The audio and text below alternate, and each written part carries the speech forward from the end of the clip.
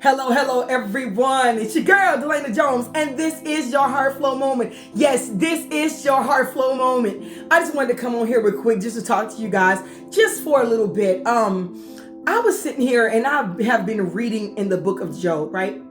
And for some reason, I have not been able to get past chapter 1 and chapter 2.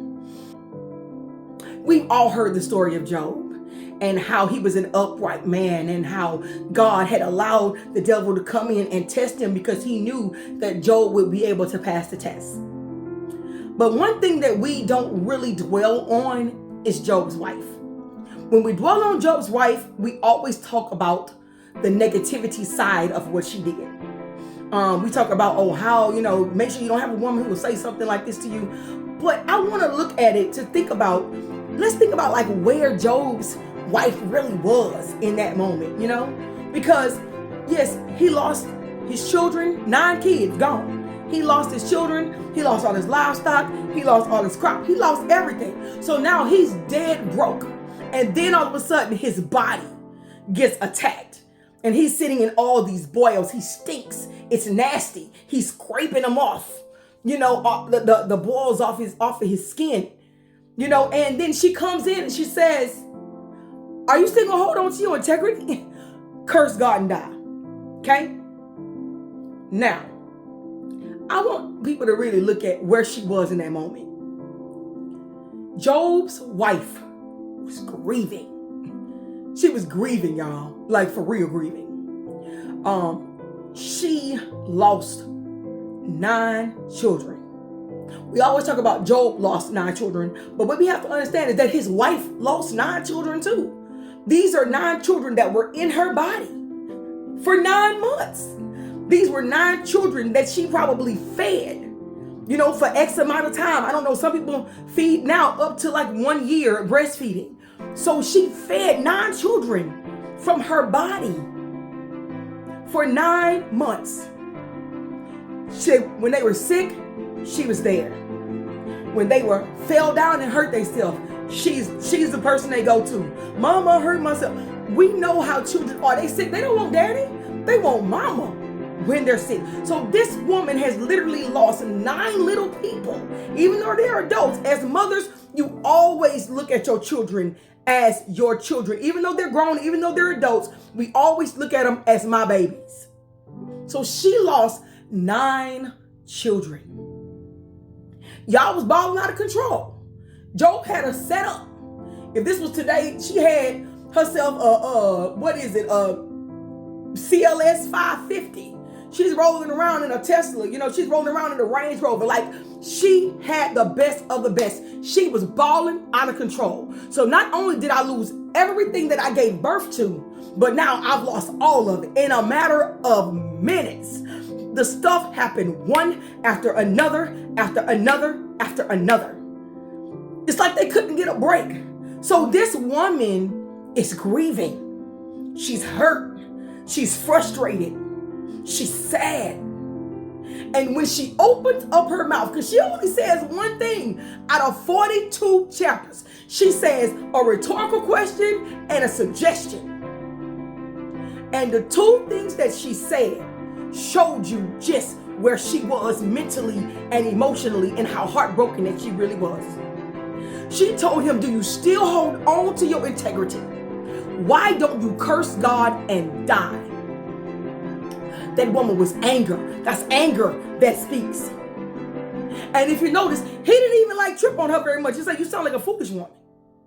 Which means said that I didn't marry a foolish woman. I married a woman who was wise. I married a woman who can handle my household.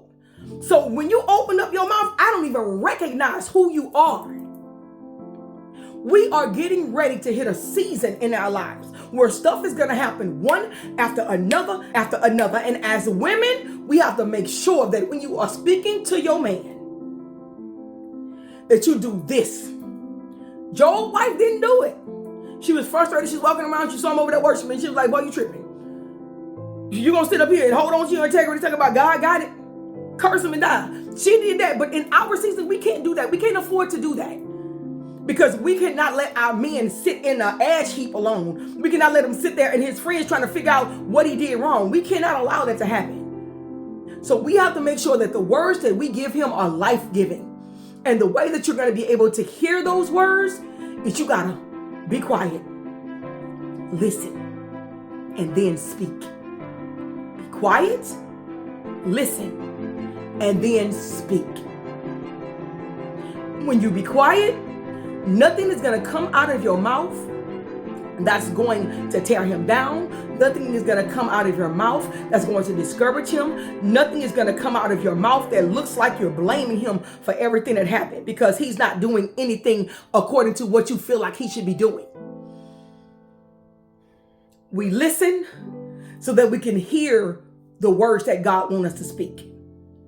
We listen so that we can hear words of encouragement.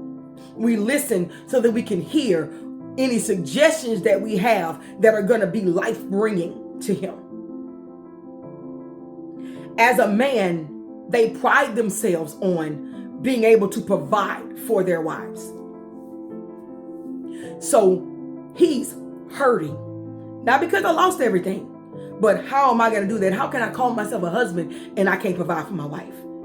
So the last thing that he needs to hear is you saying, what are you doing? Get up off the floor. Why are you worshiping? You need to be out there doing something. He don't need to hear that. He needs to hear you say, baby, you know what? I've been praying for you. I know God got us. Whatever you need, I'm right here.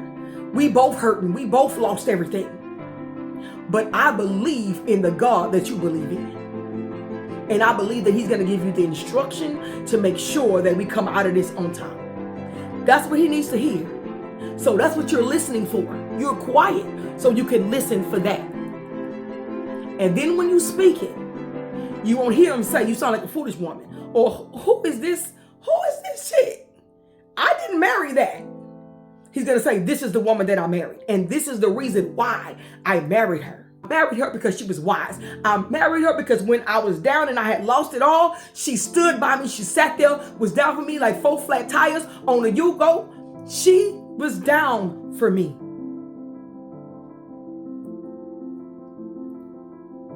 Quiet, listen, and speak. So at the end of the day, there's no animosity. At the end of the day, he don't have to fight you and fight everything he's dealing with. I don't know why I'm on spouses right now. It's just ridiculous because I never talk about spouses. But I really want you to understand that the state of your heart and the ability to guard your heart is imperative in this season. It's imperative. You have to be able to guard your heart. You have to be able to watch out what flows out of it. If it's not life-giving, don't let it come out. Don't let it flow out. Speak to whatever hurt it is that's on the inside of you. Speak to it. I may be hurting, but I'm not going to hurt anybody else with the words that I speak. I may be sad, but I'm not going to put my sadness on anybody else. I'm going to speak to you, God, first. I'm going to listen to what you have to say, God. I'm going to go down in prayer. And that way, whenever I open my mouth and what comes out of my heart is not going to be the hurt. It's not going to be the pain. It's not going to be the frustration. But it's going to be life-giving words of encouragement. Life-giving words to build up and not to break down. So that's all I got today. Make sure that you all be quiet, listen, and then speak. Make sure you put that in the chat. Put that in the chat. Be quiet, listen, and then speak.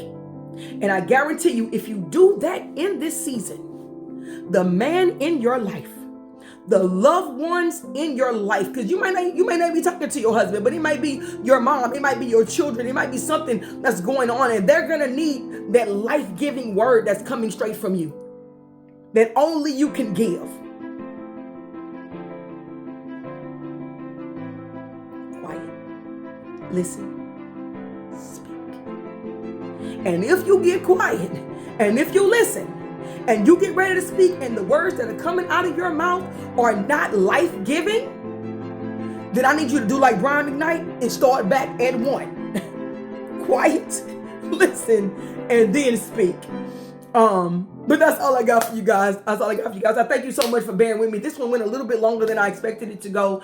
But yet and still, I pray that the information is going to be useful for you. If not today, if not next week, not next month, but at some time in your life, I hope that you are able to use it to help edify you and help you keep moving on through your walk with Christ. And remember, here at HeartFlow, we share 3 times. We share once with your friends, we share with your mom and them, and we even share with your enemies because they need a word too.